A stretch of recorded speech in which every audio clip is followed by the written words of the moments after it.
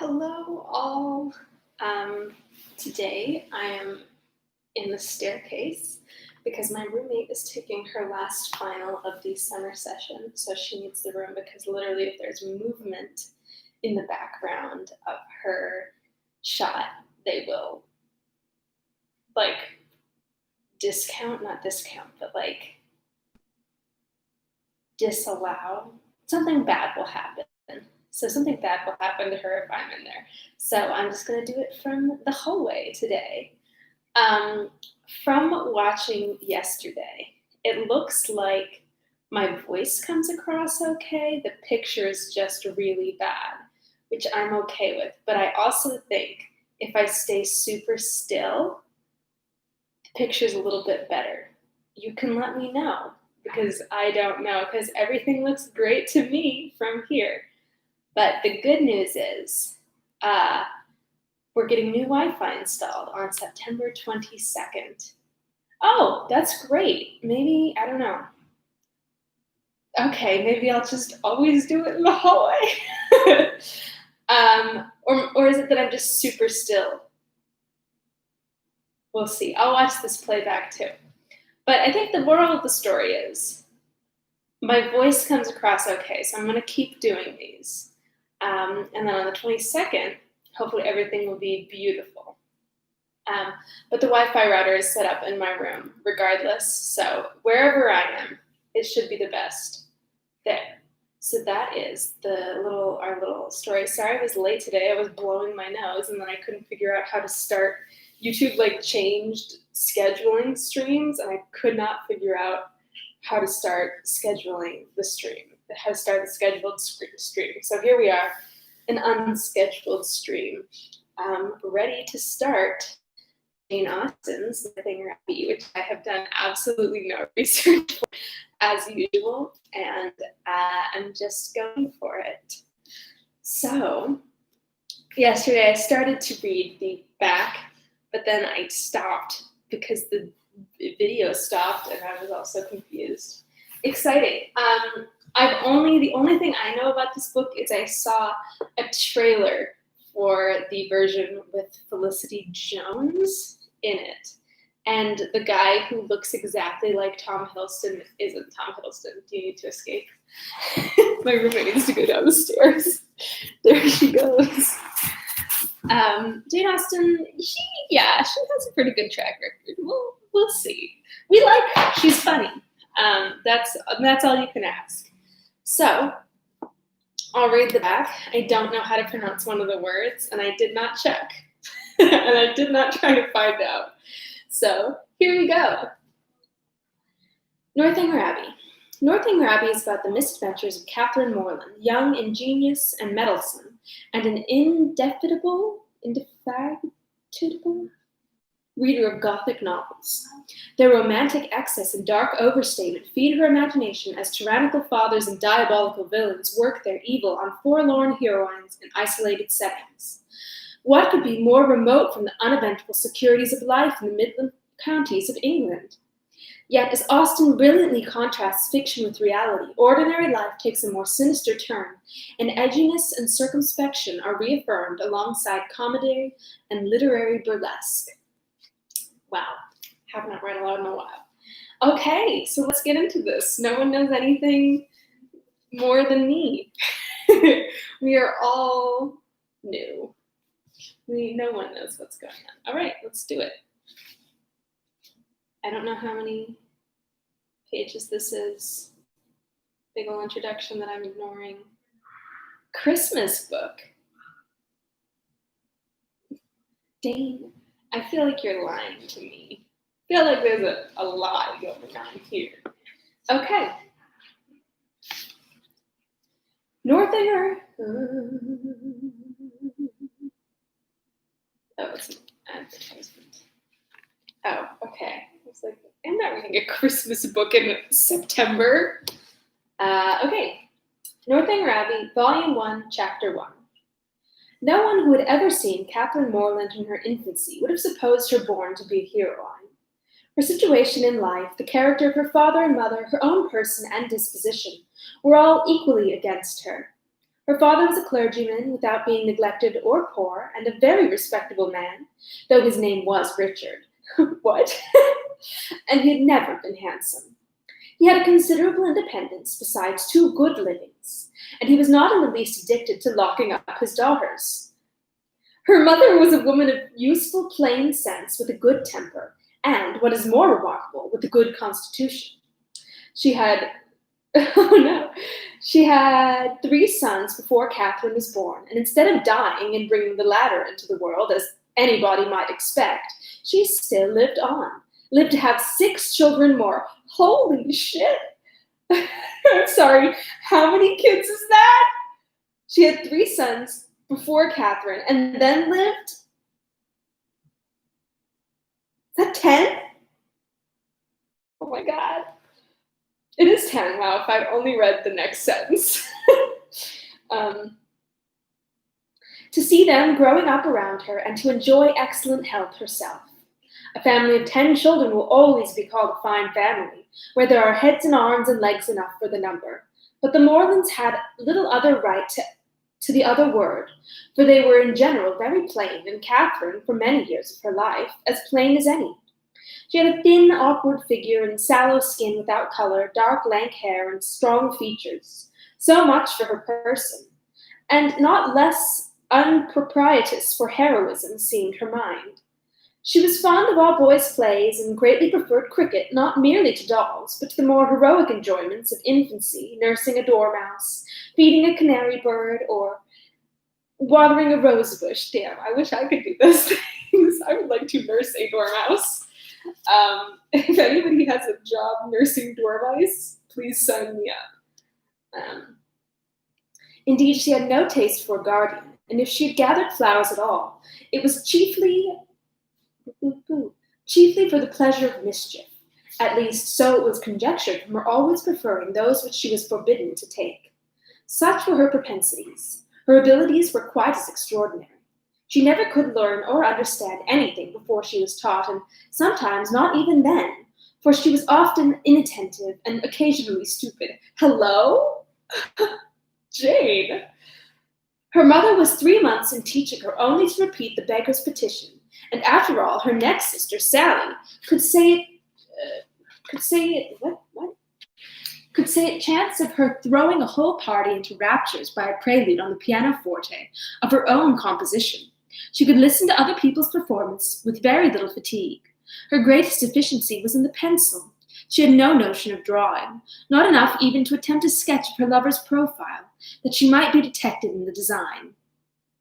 There she fell miserably short of the true heroic height. At present she did not know her own poverty, for she had no lover to betray. She had reached the age of 17. Woo! She is not Marianne Dashwood. Without having seen one amiable youth who could call forth her sensibility, without having inspired one real passion, and without having excited even an admiration, but what was very moderate and very transient. This was strange indeed. But strange things may be generally accounted for if their cause be fairly searched out. There was not one lord in the neighborhood, no, not even a baronet. There was not one family among their acquaintance who had reared and supported a boy accidentally found at their door, not one young man whose origin was unknown. Her father had no ward, and the squire of the parish no children. But when a young lady is to be a heroine, some perverseness of 40 surrounding families cannot prevent her. Something must and will happen to throw a hero in her way. Mr. Allen, who owned the chief of the property about Fullerton, the village in Wiltshire where the Morlands lived, was ordered to Bath for the benefit of a gouty constitution, and his lady, a good-humoured woman, fond of Miss Morland, and probably aware that if adventures will not befall a young lady in her own village, she must seek them abroad, invited her to go with them. Mr. and Mrs. Morland were all compliance, and Catherine all happiness. Catherine is moving. Okay, I can easily do another chapter. Well, I say that now, and I just flipped in another chapter. It's pretty hefty, but let's try it. Chapter 2.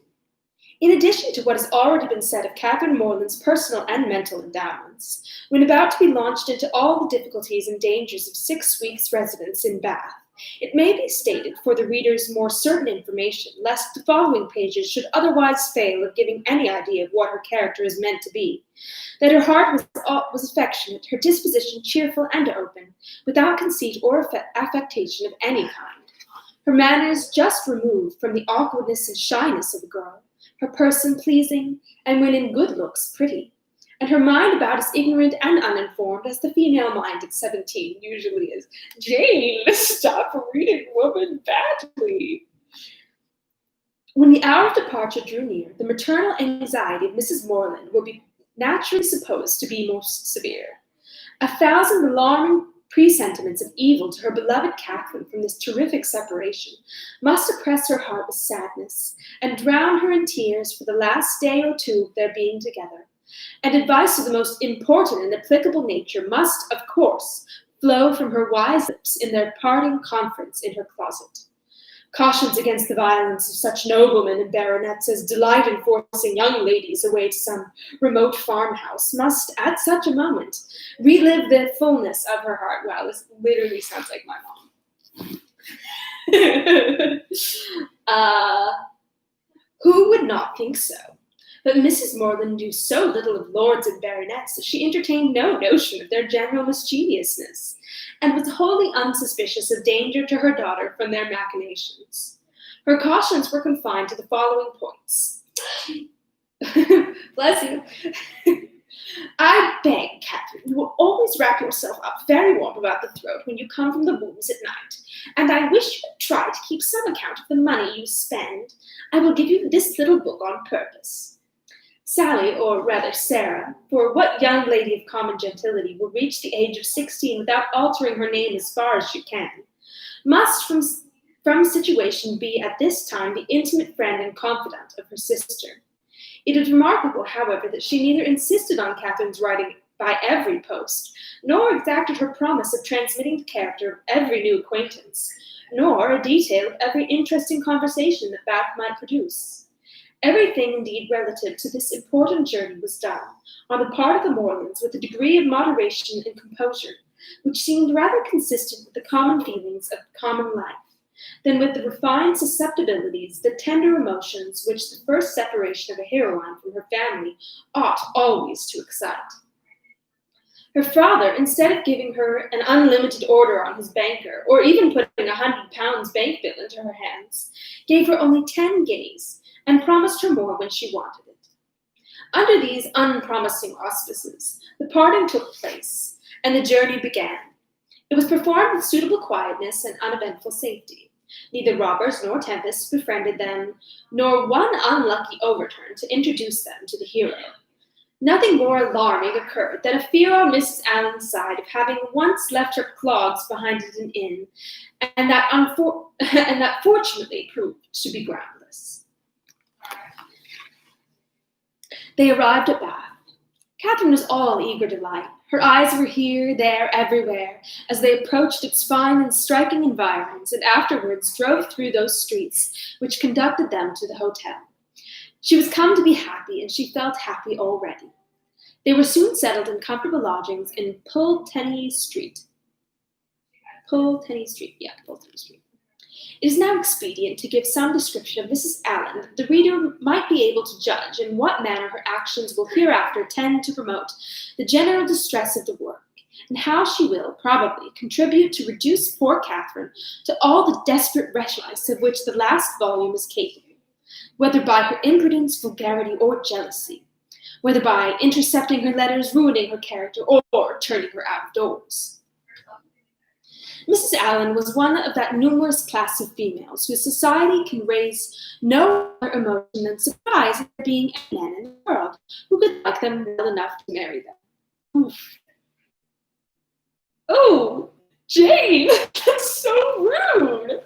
Jane was just in a bad mood when she wrote this chapter. Damn.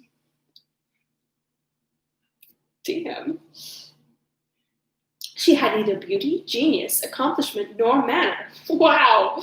The air of a gentlewoman, a great deal of quiet and active good temper, and a trifling turn of mind were all that could account for her being on the choice being the choice of a sensible, intelligent man like Mr. Allen. Okay.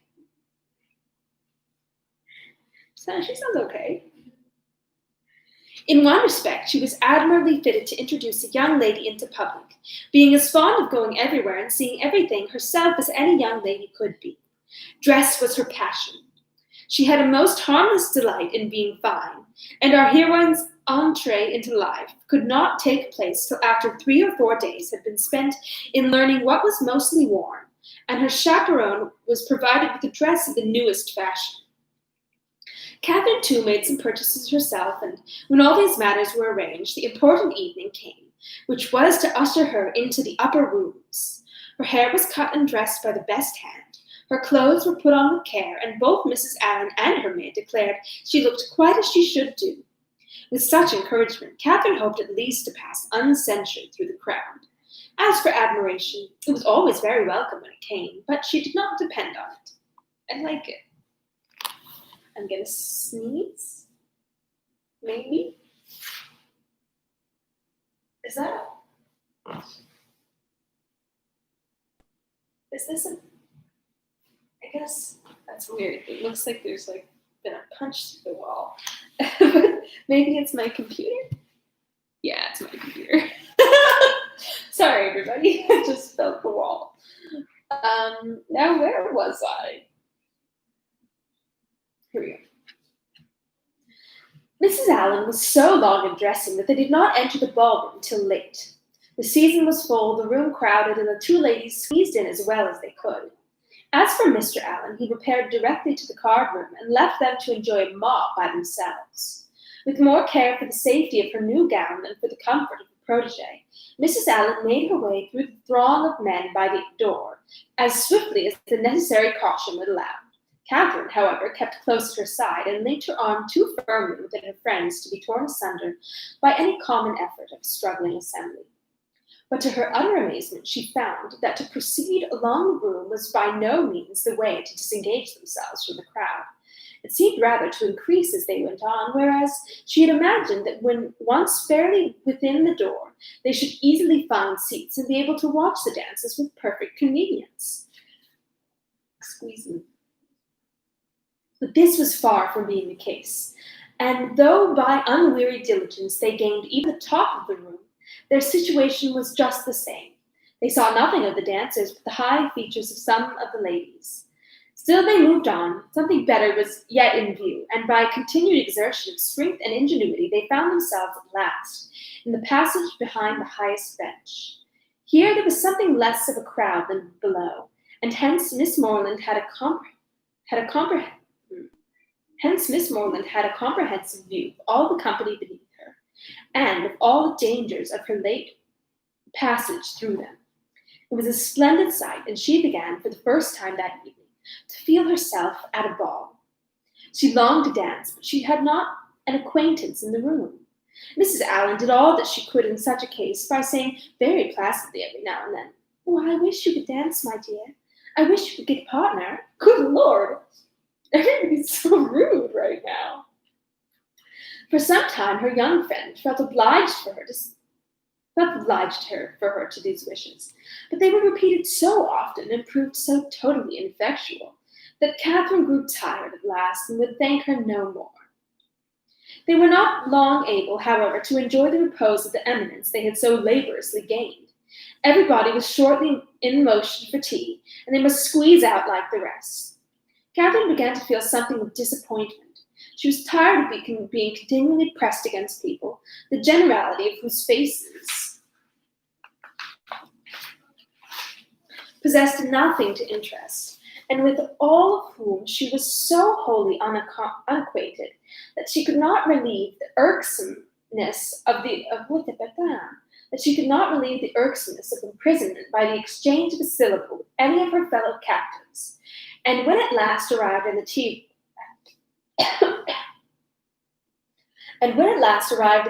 room, she felt yet more the awkwardness of having no party to join, no acquaintance to claim, no gentleman to assist them.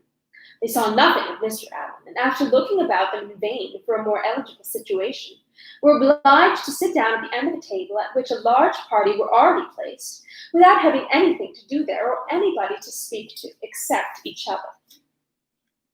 Mrs. Allen congratulated herself as soon as they were seated on having preserved her gown from injury. "It would have been very shocking to have it torn," she said, "would it not? It's such a delicate muslin. For my part, I have not seen anything I like so well in the whole room, I assure you." "How uncomfortable it is," whispered Catherine, "not to have a single acquaintance here." Yes, my dear," replied Mrs. Allen with perfect serenity. "It is very uncomfortable indeed." "What shall we do?" Going cockney with her. "What shall we do, good lady?" Sorry. We'll get there. "What shall we do? The gentlemen and ladies at this table look as if they wondered why we came here. We seem forcing ourselves into their party. I can't do it."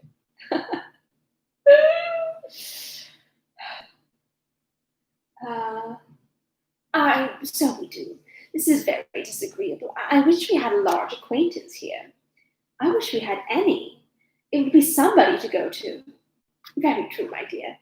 And if we knew anybody, we would join them directly. The Skinners were here last year. I wish they were here now." "Had you not better go away as it is? Here are no tea things for us, you see." "No, there are indeed. How very provoking. But I think we had better sit still, for one gets so tumbled in such a crowd. How is my head, dear? Somebody gave me a push that has hurt it, I am afraid." "No, indeed, it looks very nice. But, dear Mrs. Allen, are you sure there is nobody you know in all this multitude of people? I think you must know somebody." "I don't, upon my word. I wish I did.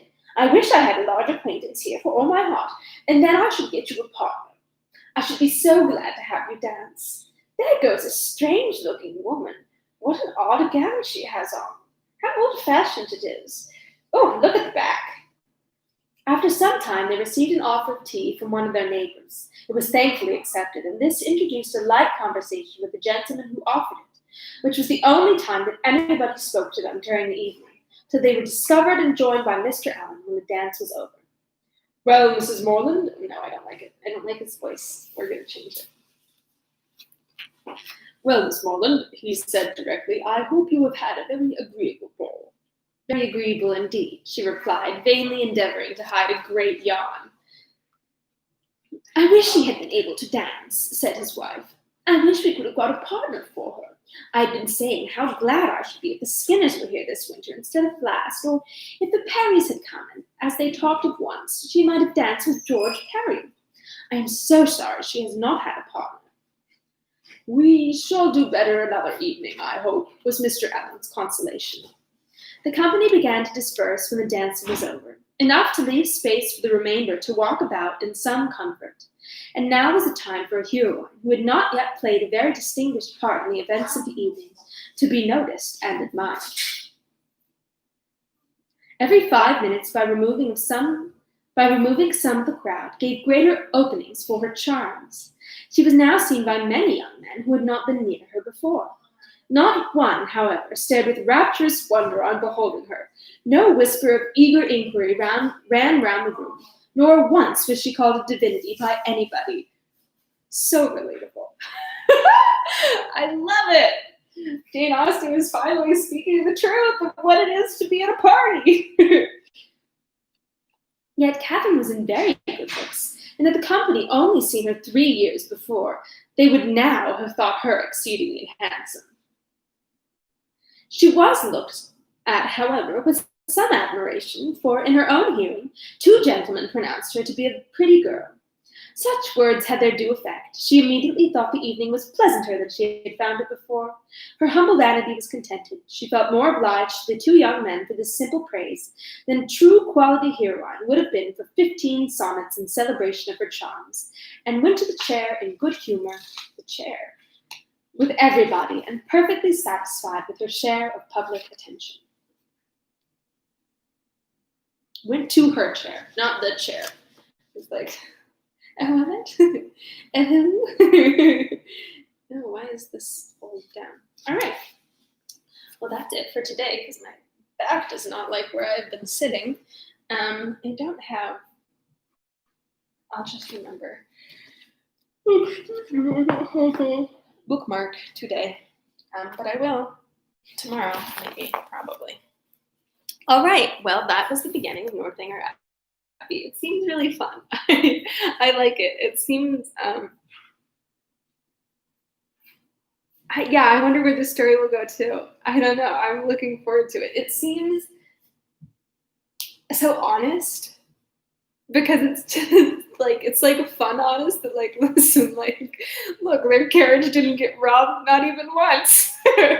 It's just like what like you know how we all have like these like, I mean maybe not all, but like these like crazy overactive thoughts in our heads, and this is just like listen, like sometimes it just is not like that, ladies and ladies. So far, we're only 2 chapters in, and we know that it takes Jane a while to get anywhere. Except for, I don't know. We'll see. We'll see. I'm eager to see what happens. Hopefully, it's not the whole thing is like this. Hopefully, there's a little drama. Just a little drama, please. But let's see. All right. Well, that was chapters 1 and 2 of Northanger Abbey. I'm eager to watch back and see if I look like a cubism painting or not. And I will see you all tomorrow at 3 for chapters 3 and maybe 4. Okie doke. Goodbye. I can't hit end stream and wave without losing my laptop down the stairs. Wouldn't that be sad if the last thing you saw was just my laptop going down the stairs? That would be tragic. Okay, I'm leaving. Bye.